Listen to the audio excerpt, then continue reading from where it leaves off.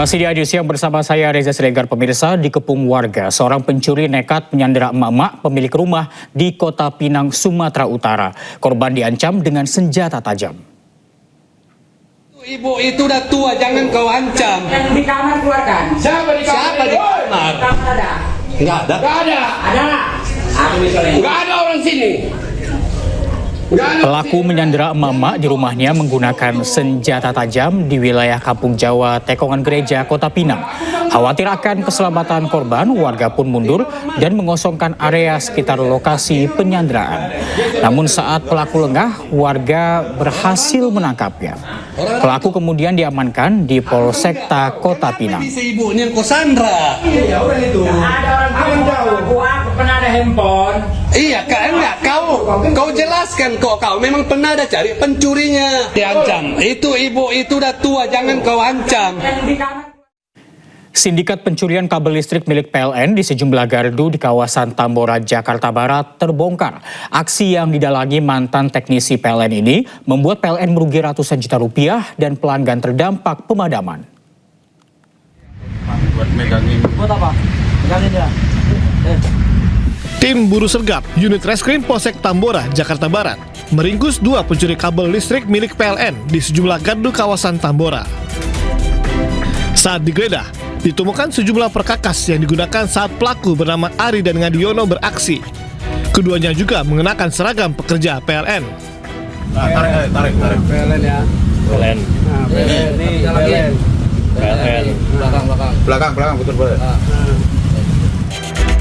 Sebelumnya, sindikat pencurian kabel PLN ini viral di media sosial usai aksi mereka terekam kamera pengawas. Dan berbekal rekaman ini, polisi juga menangkap satu pelaku lagi bernama Eko Wahyudi di Bekasi, Jawa Barat. Dari hasil pemeriksaan terungkap, sindikat ini diotaki mantan teknisi PLN dan sudah beraksi selama 2 bulan terakhir. Para pelaku menjual kabel curian dengan harga murah yang hasilnya kemudian dibagi rata. Akibat pencurian ini, PLN merugi 220 juta rupiah dan pelanggan terdampak pemadaman.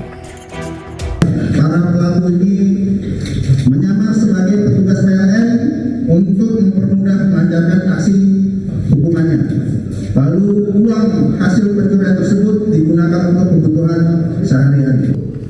Lalu salah satu tersangka itu atas nama N pernah menjadi teknisi PLN.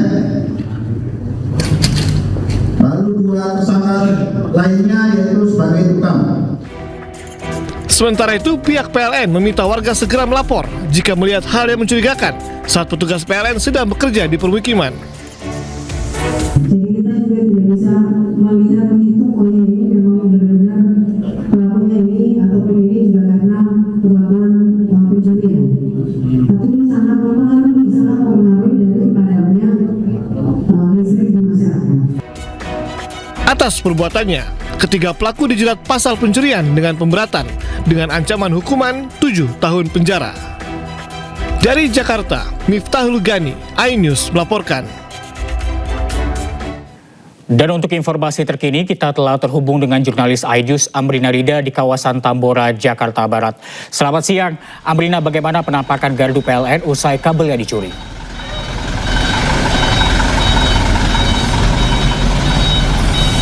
Iya, Reza dan juga pemirsa. Salah satu gardu milik PLN yang menjadi tempat aksi pencurian ini ternyata berada di tengah-tengah pemukiman ataupun juga kompleks di Jalan Pengukiran 4 RT 2 RW 2 Tambora, Jakarta Barat. Dan saat ini kami berada langsung di depan gardu tersebut. Ini juru kamera kami, Andri Setiawan, akan memperlihatkan penampakan dari gardu yang sempat menjadi tempat pencurian kabel. Kalau kita lihat begitu ya, di gardu listrik milik PLN ini terdapat kabel-kabel yang memang menjuntai. Dan tentunya kabel-kabel tersebut ini saling berhubungan satu sama lain dengan listrik-listrik dari rumah-rumah warga.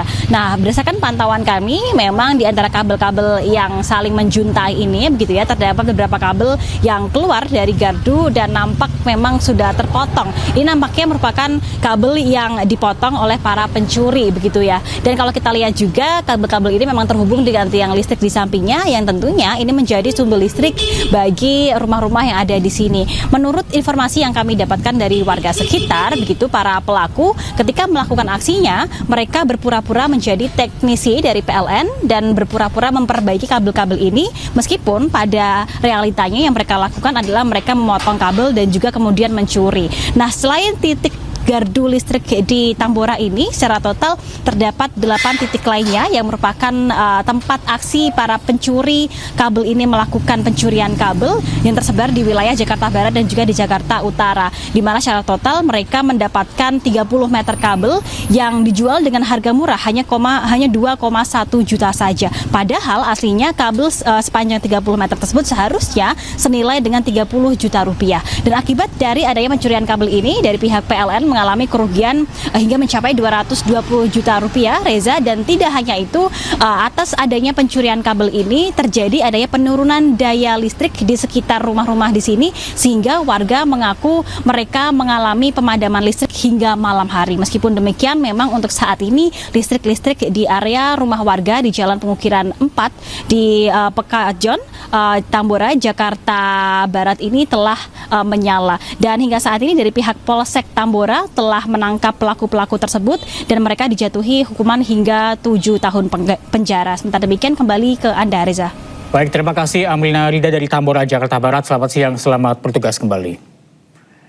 Dan pemirsa, kita beralih ke informasi berikutnya. Pengendara motor menjadi korban begal bersenjata tajam di Cilengsi, Bogor. 2 pelaku bisa ditangkap setelah terjatuh usai menabrak tiang besi di tepi jalan.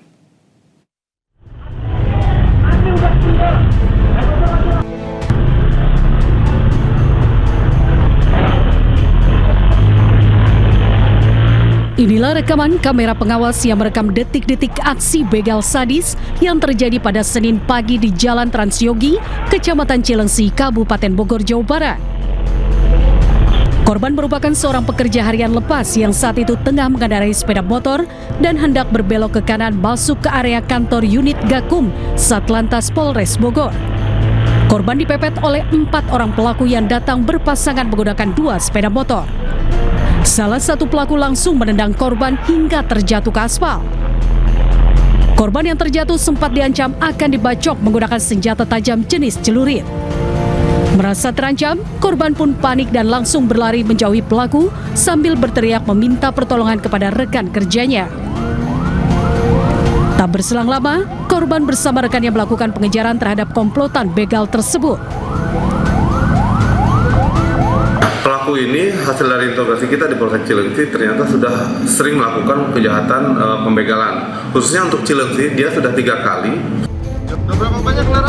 Sementara itu, 2 pelaku lainnya yang diduga sebagai otak aksi begal sadis tersebut berhasil melarikan diri.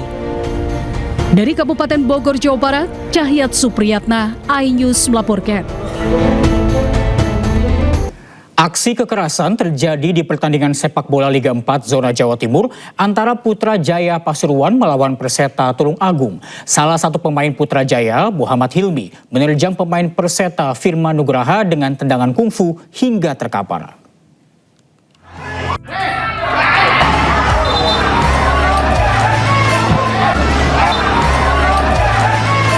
Inilah detik-detik saat salah satu pemain klub Putra Jaya Pasuruan, Muhammad Hilmi Gimnastiar, menerjang pemain lawan Firman Nugraha dari Perseta Tulung Agung di Stadion Gelora Bangkalan, Jawa Timur dalam lanjutan babak 32 besar Liga 4 Zona Jawa Timur.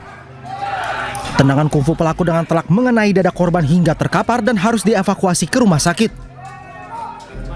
Akibat insiden ini, wasit memberi kartu merah langsung dan mengusir pelaku tendangan kungfu dari pertandingan. Beruntung korban kini kondisinya sudah membaik. Selamat sore. Tadi bagaimana kondisi setelah kejadian tendangan kungfu dari pemain lawan? Sampai sekarang dada saya masih sakit, nyeri. Kedua, apakah pemain bersangkutan sudah meminta maaf secara langsung ke Mas? Sudah, tapi agak tidak ada etikatnya. Gimana sekarang kondisinya dada? Boleh dilihat? Oh, seperti ini. Oke, terima kasih. Siap, Mas Firman. Tidak hanya itu, Putra Jaya Pasuruan juga merilis surat pernyataan yang menyatakan bahwa pelaku resmi dipecat dari klubnya.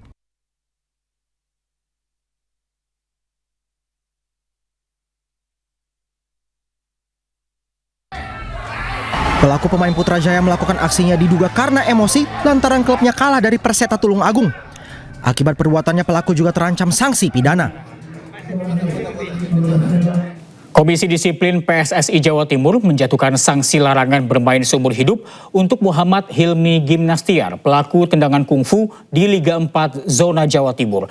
Selain sanksi larangan bermain, PSSI Jawa Timur juga mendenda pelaku penendang sebesar Rp2.500.000. Intinya dari keterangan termasuk yang bersangkutan Muhammad Hilmi Gimnastiar nomor punggung 23 yang melakukan tendangan berbahaya kepada pemain nomor punggung 15 Firman Nugroho Ardiansa, Pandis, setelah meminta keterangan dari Matchcom, dari perangkat pertandingan termasuk wasit, memutuskan bahwa yang bersangkutan melanggar Kodis pasal 48 Ju pasal 49, intinya dilarang mendapat sanksi, dilarang beraktivitas di sepak bola seumur hidup dan denda sebesar Rp2.500.000. Ini juga menjadi perhatian bagi pemain lain supaya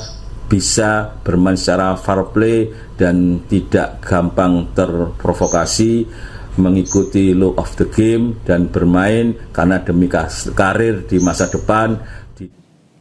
Aksi kekerasan dalam sepak bola juga terjadi di laga Liga 4 Piala Gubernur DIY antara Universitas Ahmad Dahlan atau UAD FC kontra KAVI Jogja FC. Salah satu pemain klub KAVI melancarkan tendangan kungfu ke arah salah satu pemain UAD.